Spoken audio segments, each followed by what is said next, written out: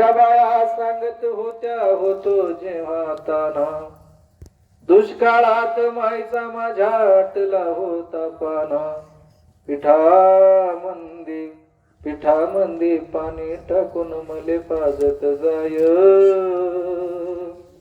अन तव मले पिठामध्ये दिसती माझी माय. घरात खायला नसेल तर आई विचार करते त्या पिठाची एखादी भाकरी झालेली लेकरला खायला भेटणार नाही, मलाही खायला भेटणार नाही, मग ती आई त्या पिठाचं दूध करून लेकरला खायला घालते. एवढं प्रचंड प्रेम आई तुमच्यावर करते. पोरग 10वीला गेलं, 12वीला गेलं, 12वी पास झालं पोरग. त्या शहराला वाटलं अरे नवरा मेल्यानंतर या आईनं फार कष्टानं लेकराला वाढवलं, 12वी पास केलं, याचा सत्कार करू आपण. चौकामध्ये सत्कार ठेवला. आईला वाटलं एकुलते एक लेकरू मी फार कष्टाने वाढवलं, या लेकराचा सत्कार आपण डोळ्याने पाहावा. म्हणून ती आई लांब अशी कोपऱ्यात जाऊन, आपल्या पोराला दिसलो तर पोरगा रागवल, परत आपल्याशी बोलायचं नाही, लांब कोपऱ्यात जाऊन उभी राहिली, नको पोराला वाईट वाटायला. पण स्टेजवरच्या आयोजकाची नजर गेली, त्याने पाहिलं, म्हणलं आई कुठे उभी आहे, या इकडं. अहो एवढा कष्टाने पोरगा नवऱ्याच्या मृत्यूनंतर वाढवला, एवढा 12वी पास केला, हे तर तुमचे फार कष्ट आहे, या इकडं तुमचा सत्कार करूया. पोराने पाहिलं, म्हणलं आई तुला सांगितलं होतं ना येऊ नको म्हणून, तू आली की लोक मला चिडवतात ग, आंधळीचा मुलगा, आंधळीचा मुलगा, जा आता मी येतच नाही. निघून गेला घरदार सोडून.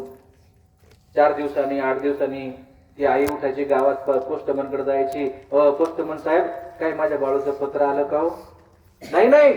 पुन्हा 2 दिवसांनी आलं का हो? तो पोस्टमन व्हायचा पण एक दिवस म्हणला, अहो ते पत्र काय मला ठेवायचे काय मावशी, आल्यावर मी तुम्हाला देणार आहे. नाही माझा बाळू तसं नाही करायचा, माझ्या बाळूनी पत्र पाठवलं असं तुम्ही देत नाही, मला पत्र द्या.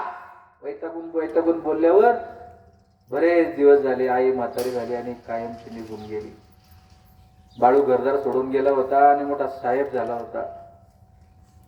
ज्या वेळेला तुम्ही साहेब होऊन तुमच्या गावात येता ना, तेव्हा लहानपणापासून जी आई तुम्हाला नावानं हाक मारते ना, ती आई गावात गेलं म्हणते माझा साहेब पुढं पाहिला का, ते असं नाही म्हणत माझा बाळू पाहिला काय, माझा तुकाराम पाहिला काय, माझा रमेश पाहिला काय, नाही, ती म्हणते माझा साहेब पाहिला का तुम्ही. एवढा तिला आनंद होतो.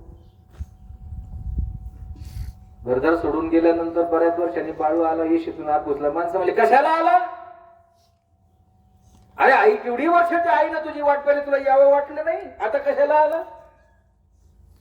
घरी गेला, ते घर बंद झालं होतं, त्याच्यात त्या जाळ्या झडपड्या सगळं काढलं. आतमध्ये गेला तर त्या आईनं पुन्हा कोणतरी 4 बोटं चिठ्ठी लिहून त्या बापाच्या फोटो मागे ठेवली होती. ती पाहिली, याच्या लक्ष गेलं, त्याने ती चिठ्ठी काढली आणि ती चिठ्ठी वाचू लागला. त्यात लिहिलं होतं, चिरंजीव बाळूस अनेक आशीर्वाद. फार माया ममतेची चिठ्ठी अशा हातात घेतली, हाताचा थरकाप होत होता. आई गेली मला सोडून काय? त्या आईने त्याच्यात लिहिलं, बाळा माझं लग्न झालं तेव्हा मला 2 डोळे होते रे, तुझा बाप 3 महिन्याचा तुला पोटामध्ये ठेवून कायमचा दारूच्या व्यसनानं मरून गेला, तेव्हाही मला 2 डोळे होते.